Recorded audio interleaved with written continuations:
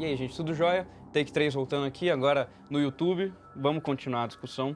A gente estava falando de violência, né? Que outras mensagens vocês acham que o filme tem, assim, ao longo da trajetória dele? E como Eu que acho eles... que é mais a mensagem de... Pra ser muito sincera, eu acho que a grande questão é que o Alex é um psicopata, né? Pra mim, ficou claro que ele é um psicopata.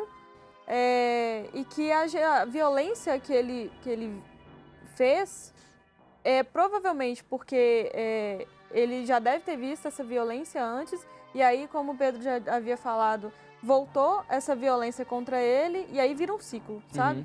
Eu acho que tem uma mensagem mais ou menos assim, a violência violência lidada com violência não resolve, sabe? Eu acredito que seja isso que tenha, que seja uma das mensagens do filme, né? Que a sociedade trata aquilo como uma coisa mais acessível, mais ok, né? E o Alex, ele vê aquilo como uma coisa normal. E aí o Estado vem pra curar ele, e aí curando o Alex, muito entre aspas, né? A violência do Alex, na verdade, que nem o Pedro falou, ela se volta só para ser uma violência que seja aceita pelo Estado. No cinema do Kubrick, todos os filmes a gente tem personagens masculinos complicados. E a gente tem sempre uma figura fálica nos filmes dele, né? Aqui no caso do Laranja Mecânica tem a máscara. Sim, com o narizinho. Em outros filmes a gente tem um monolito comprido. Enfim, a gente tem, em todos os filmes vai ter algum tipo de dimensão a essa sociedade patriarcal de maneira crítica. E essa sociedade patriarcal é uma sociedade que necessariamente oprime a mulher. A mulher, nesse sentido, ela vai ser sempre uma vítima estrutural da sociedade patriarcal. E o Alex, ele reproduz essa violência, né? Daquele que tem esse poder fálico, né? E isso está muito presente no cinema do Kubrick, de maneira bem geral. Então ele é um crítico ao homem macho, né? Basicamente é isso. Apesar dele também ser, ele usa seu cinema para desconstruir essas figuras, esses retratos desses fascistas. E essas pessoas, elas estão com muita frequência vinculadas à guerra. Alguns exemplos, a gente tem Nascido para Matar, que também é um filme super rigoroso nesse sentido de uma disciplina muito forte, militar, e que o cara vai surtar, sempre ligado à arma. A gente tem Doutor Fantástico, que são vários homens nobres, né, brincando com a guerra na sua sala, apertando o botão, explodindo o mundo. A gente tem Spartacus, também, que é um filme que mostra essa brutalidade da guerra, essa estupidez que é a guerra, a morte, né, de uma maneira muito seca. A gente tem Glória Feita de Sangue, também com Kirk Douglas, que faz Spartacus, que também é um filme que vai trazer uma ironia muito, né, é um filme diferente desses filmes de guerra que a gente está acostumado a ver com um herói de guerra. Não existe herói em guerra. Quem faz guerra são um bando de trouxa, é isso que o Kubrick está colocando.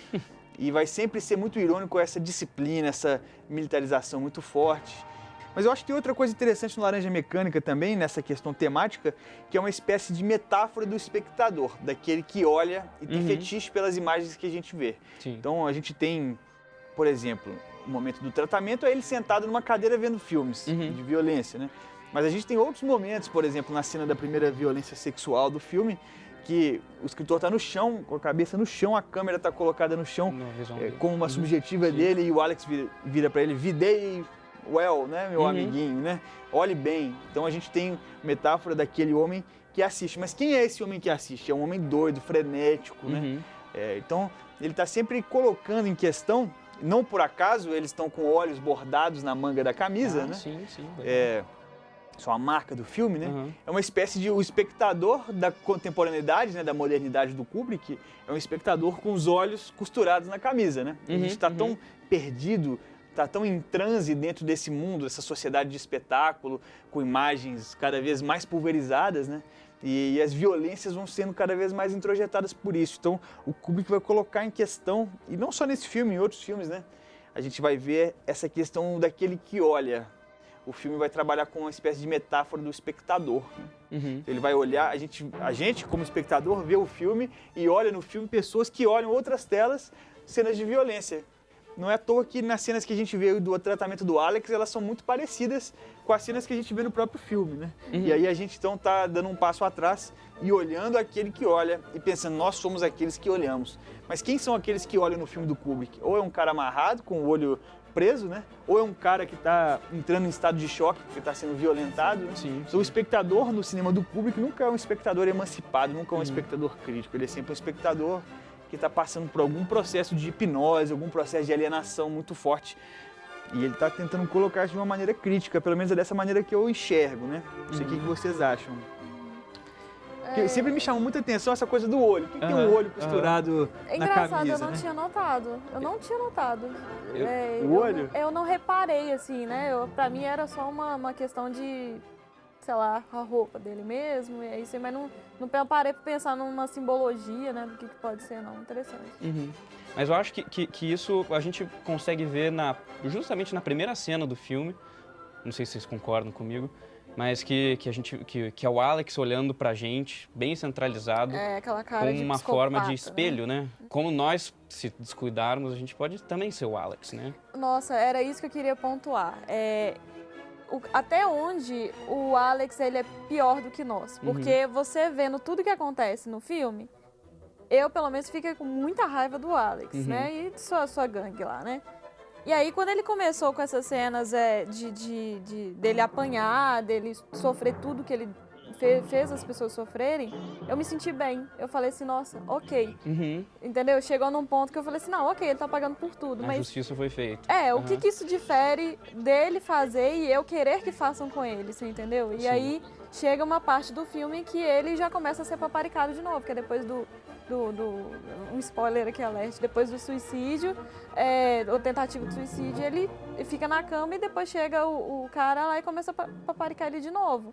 E aí surge aquela revolta de novo, sabe? Tipo assim, poxa, mas você fez tanta coisa errada, você fez tanto mal para as pessoas, por que você ainda sai ganhando, sabe? Por que você ainda sai no privilégio, assim? Eu acho que a questão é mais essa, que ele, a princípio, a gente acredita que ele foi curado, mas o filme mostra que ele não foi curado. Ele só canalizou a violência dele de um lado que antes não era aceito pela sociedade para outro que agora é aceito pela sociedade. Tanto é que na frente a gente vê justamente nessa cena que os amigos dele, que antes eram violentos e tudo mais, parte, né? Agora eles continuam sendo violentos, mas violentos a favor do Estado, porque agora eles são policiais. Sim, mas é aí que entra, acho que a jogada, né? Sim. Se você é violento a favor do Estado, a favor do que um senso comum acredita que é o certo, ok.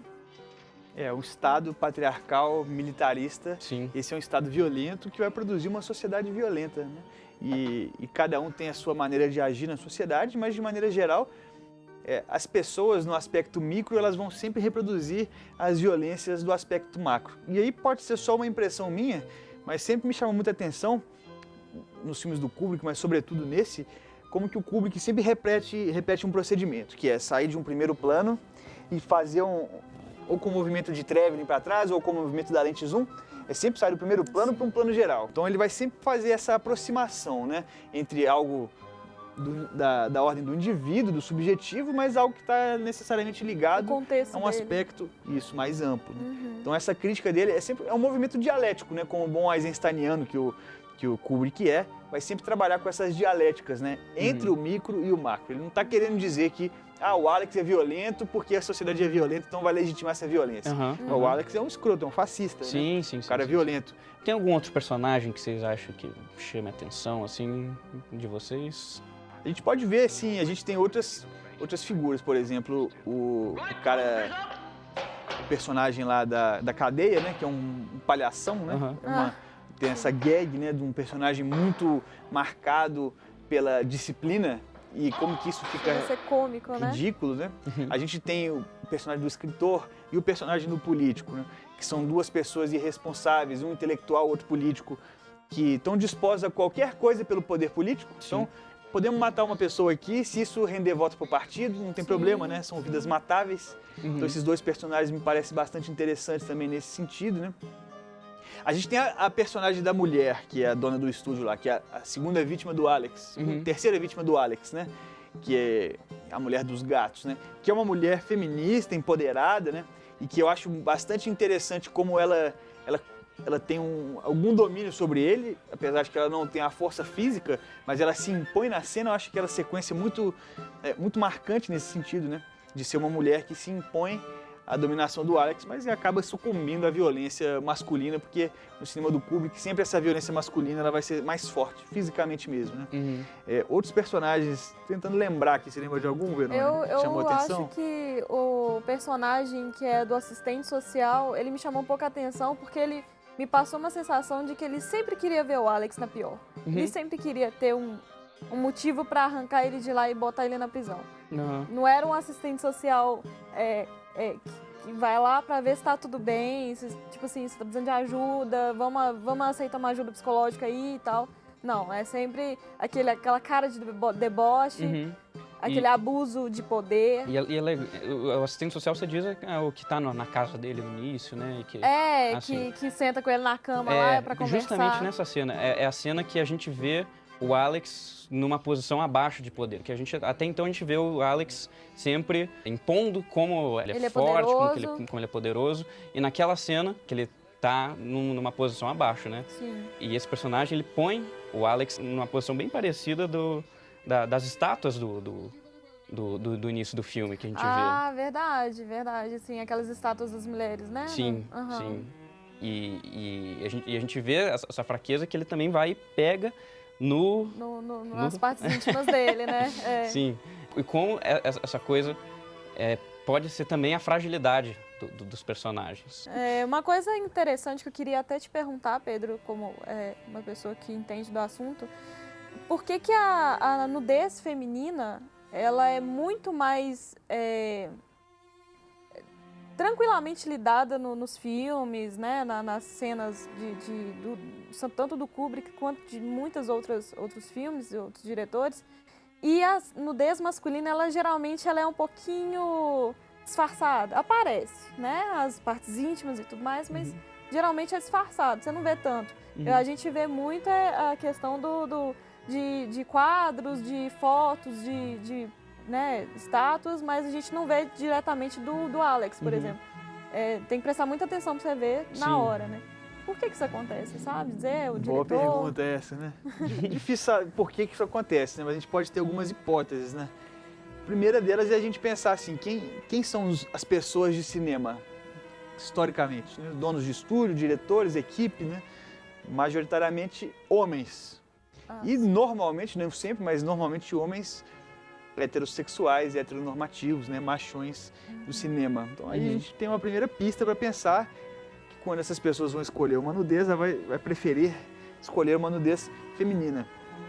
Tem uma feminista, né, que também é analista de cinema dos estudos culturais, a Laura Mulvey, que vai falar ela vai fazer um retrospecto do cinema clássico americano e vai criar um conceito que é o male gaze, que é o olhar masculino. E ela vai pensar o seguinte: se a câmera ela é sempre uma metáfora de um olhar, a câmera olha para alguma coisa como se fosse um espectador privilegiado olhando para uma cena no teatro ou na rua, né? A câmera olha. Se a câmera é um olhar, que tipo de olhar essa câmera pressupõe? Ela pressupõe quem olhando para aquela imagem, né? Um espectador. Quem é esse espectador que a câmera pressupõe? Um homem heteronormativo. Sim. Pega os filmes do Hitchcock, filmes do cinema clássico. Das mulheres de baixo para cima, né, num ângulo. Ou não, nem necessariamente isso, mas assim, pegando uma mulher bonita, uma loura bonita no cinema do Hitchcock, ela está sempre linda, maravilhosa, né? Mas ela está sempre ali sendo mostrada para um homem que a olha e a cobiça e a deseja com ternura ou com desejo sexual, seja o que for. Mas dificilmente a gente vai ver o mesmo tipo de plano empregado para um homem. A gente tem os galãs no cinema clássico, eles existem, mas a câmera não olha para eles da mesma maneira. Sim. Exatamente. Desejosa. Não é uma imagem fetichista para o homem, né? O Kubrick, ele vai trabalhar também com o nu feminino, mas normalmente uma mulher está sendo violentada, né? É difícil a gente ver no Kubrick uma mulher como objeto de desejo de um homem. Assim, o nu feminino como objeto de desejo mesmo, a gente fica com um desejo sexual por ela, né, por aquela mulher na tela. Difícil ver, porque o Kubrick está sempre sendo crítico a essa sociedade falocêntrica mesmo, essa sociedade, pelo menos no meu ponto de vista, né, sociedade patriarcal, né, ele é um pouco crítico a isso. Tem a cena que ele está no palco, né, sendo testado, e que aparece aquela moça só de calcinha, e ela não faz nada, realmente você vê que ela só chega perto dele e aí ele é testado, né?